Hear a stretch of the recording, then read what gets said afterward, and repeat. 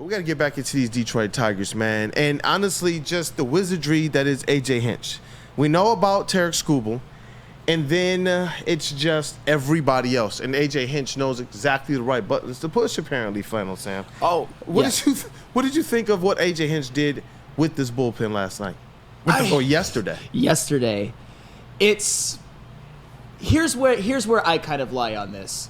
A.J. Hinch, I think he did a really good job at playing the matchups in a couple of certain situations. I mean, that's one of the reasons you start Tyler Holton, for example, is that you want a nice 1-2-3 inning to get the game started against Kyle Tucker and Yordan Alvarez, and that's exactly what happened. He put in Brant Herter in the third to face Tucker and to face Alvarez, and he got out of that inning. And then in the seventh, after Jackson Jobe had given up the lead, thanks in part to the defense as well, who did he bring in to induce the inning-ending double play on Kyle Tucker? None other than my man Sean Gunther. So A.J. Hinch, like he's done oftentimes throughout the season, particularly from the last couple of months, he has played the matchups perfectly. He has won many games. He has helped them win many games on these bullpen days. But I will say this. I got to give the bullpen some credit. I think right now, and I'm not saying any of us in this room do it, we need to put to bed the narrative that, like, oh my goodness, they're winning games with nobodies. Brennan Hanafy, Sean Gunther. Here's the reality of the situation. Tell us. In the past couple of months, they have been some of the best bullpen arms in Major League Baseball. They're not just some guys off the street who came in and are, Feder and Hinch are working miracles with. I mean, they are in some ways, but we got to put some respect on those guys. I mean, Brant Herter as well. Obviously, people have respect for Tyler Holton and, like, Will Vest, but these are really good Major League Baseball pitchers. You don't go on a stretch like Sean Gunther has been on and not be really good and talented. You don't go on a stretch like Brant Herter and Brennan Hanafy have been on and not be really good and talented. You don't go on a stretch that Bro Brisky has been on and not be really good and talented. So yes, A.J. Hinch deserves a ton of credit for playing the matchups. Chris Feder deserves a ton of credit for getting the most out of these guys, many of whom struggled in AAA. But man, the Tigers have a lot of really good arms in that bullpen, and they showed out yesterday. They won a game on a bullpen day, on a game in which their counterpart, Hunter Brown, dominated. You just love to see it. You love to see it. You know what, brother? Obviously, we need your take on this pitching, but it was awesome to see Chris Feder make his way out to the mound a couple times to talk to his guys. It just, Spinney brought it up on the show yesterday.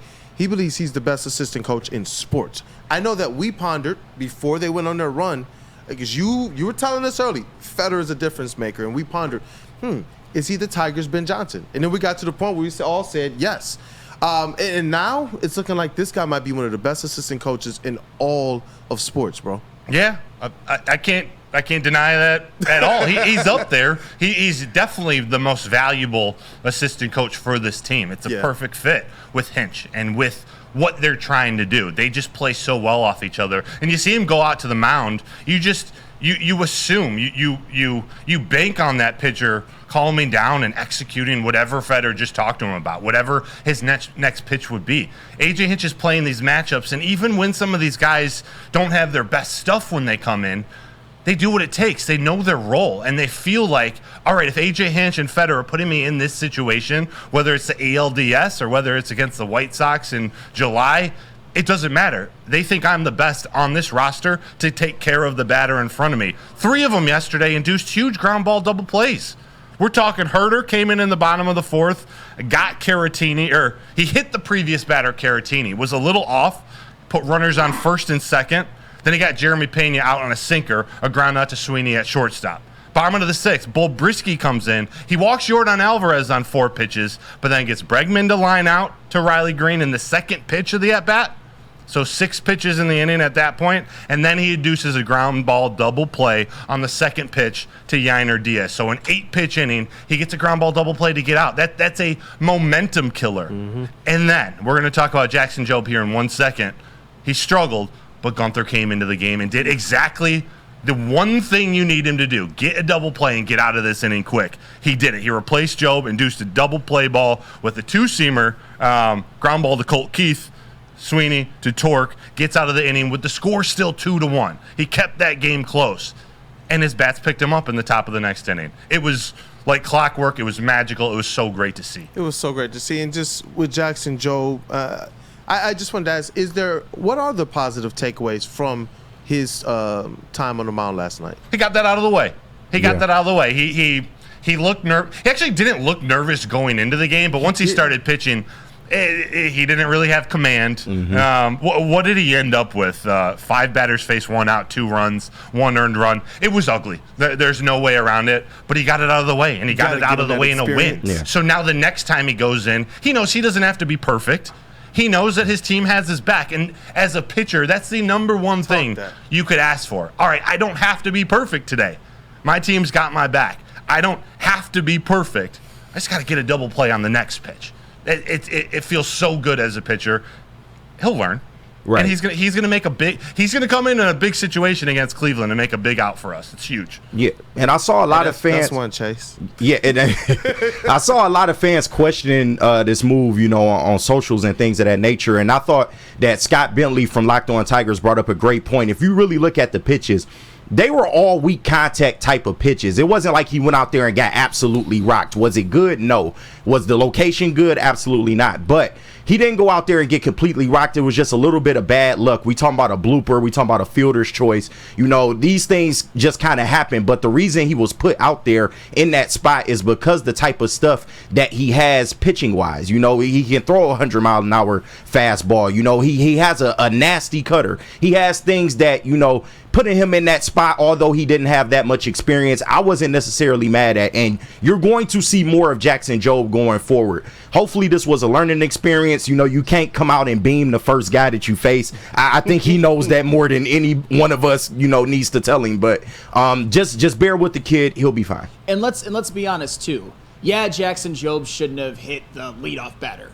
Gets your inning off to a bad start. But we also have to remember that Jackson Jobe induced the ground ball. That should have been the first out of the inning, that force out at home plate in which Spencer Torkelson kind of skipped and then Jake Rogers dropped. It should have still been 1-0, and then you don't know what happens with the rest of the inning. Good point. Because, he got out Altuve next. We don't know if it was going to be the same, but still. And then Gunther probably comes in to face Tucker and Alvarez anyway, so Jackson Jobe, he did what he had to do, at least in the first step of getting out of the jam. It's just his defense let him down. But the best part is the defense let him down a bit, but then the offense picked him right back up.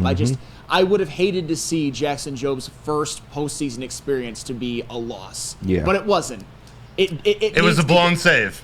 That's what it was a blown save. Essentially. I thought that was funny. Yeah. No, that's all right, though. And one other thing about this pitching staff yesterday.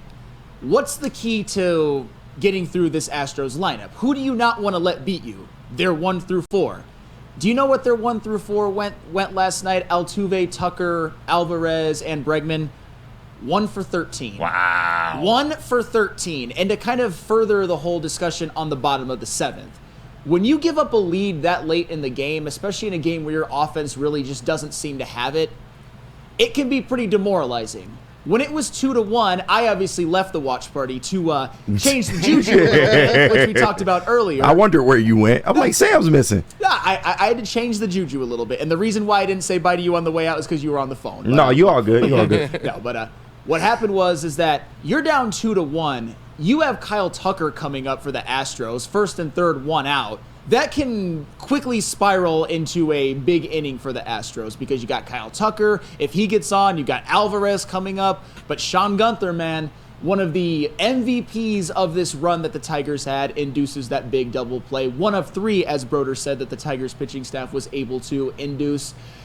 Man, whether it's Skubal, whether it's the bullpen days, you just love to see it because in those 2 games combined, the Astros scored a grand total of 3 runs. Wow. The formidable Astros, Yordan Alvarez, Alex Bregman, Jose Altuve, Kyle Tucker, 3 runs in 2 games. That's masterful. In the most diametrically opposite ways in which you can approach a game. Ace, bullpen day. Doesn't matter.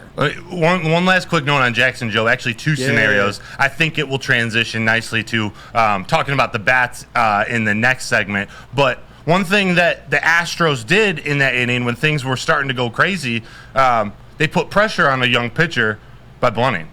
It ended up being a bunt single. It was a pretty damn good bunt, but that put pressure on Jackson Jobe. That doesn't help anything. You fast forward to Parker Meadows. In his situation, it was in the 9th inning, right? Top of the 9th. They're trying to extend the lead to 4 so that one hit at the very least ties the game. A grand slam ties the game. I don't know what Parker Meadows was doing button to 3rd. I don't know if that was something A.J. Hinch told him to do or what. That's got to go to first base. Bregman was halfway up the line. I don't understand. I like the situation there to bunt, especially with Meadows, who has the speed to get to first. He bunted it to the one person you can't. He got the lead runner, and it didn't make any sense. So, right situation, bad execution out of Parker Meadows. Very on brand, Broder. You're right.